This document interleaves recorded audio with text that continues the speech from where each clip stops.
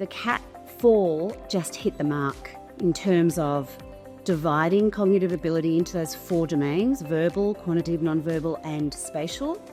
Being a boys' school, I knew that verbal may be a little lower than, say, quantitative or particularly spatial.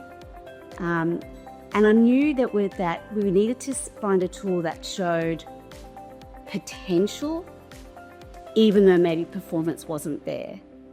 The gifted education field is extremely complex. Students are completely different.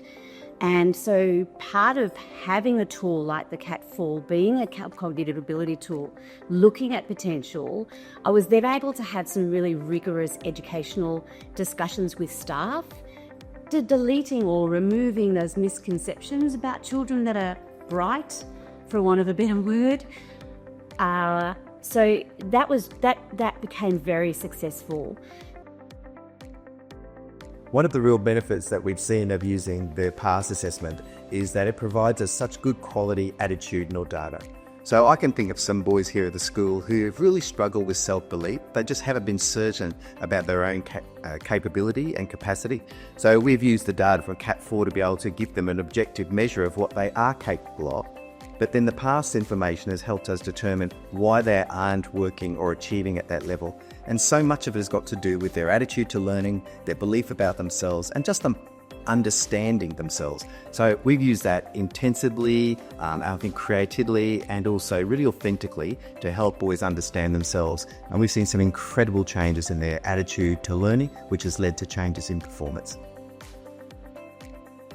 So the way it works for me is I get access to all the boys in my classroom get to do a CAT-4, so I really get a chance at the start of, before they come in, to know how they think, and that for me is really important because I need to understand the way in which they think so that I can create, I guess, avenues for them to have the most success. So being able to see whether they're verbally strong or spatially strong or their quantitative reasoning is really good, that's so important for me because I have that ability to sort of, I guess, enhance my program in a way that complements each of those different areas and allows the boys to shine whatever sort of criteria sort of they have the most strengths in, whilst being able to use those other areas of weakness that I can bolster by other boys who have strengths in those areas as well. So for me, it's really powerful because I get to, have a bit of freedom in terms of manipulating or using the curriculum more effectively to get the most out of the academic performance for these boys.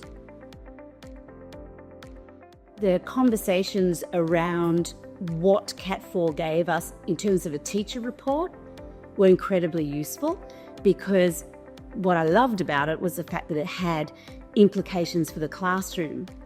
And often there'd be moments where the teacher would go, oh, that makes sense. That's exactly how he learns.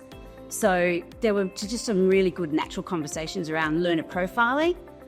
We then obviously needed to combine that with our standardised testing and our curriculum-based assessments and just have a look at, look at quantitative reasoning, for example. It's in the 99th percentile, but look at his performance. It's really quite low compared to that potential. So what do we need to do to plug that as a whole school? So over the last 5 to 10 years, there's been incredible changes in schools and in our school in particular, particularly around the way that we want our students to achieve and also how to sense of their own achievement. So in terms of using assessment tools to inform teachers, we've also used them to inform the students and engaging them very much in the process, helping them to understand themselves as a learner and therefore helping them to make the right choices for themselves. We've also, engaged the parents in these conversations to a greater depth. And I think a big part of what we've been able to do is to educate parents, boys and teachers around the best ways that we can use data to inform practice. I would absolutely encourage people to use both tools as well as their own standardised or academic data. The 3 is like a triangulation. It looks at the child in a holistic way. It gives you data that's, psychometrically credible and robust. And rather than just assuming a child's anxious or assuming a child is lacking motivation, it becomes very clear using the PASS alongside the CAT-4 for potential, alongside academic data. So I highly recommend it.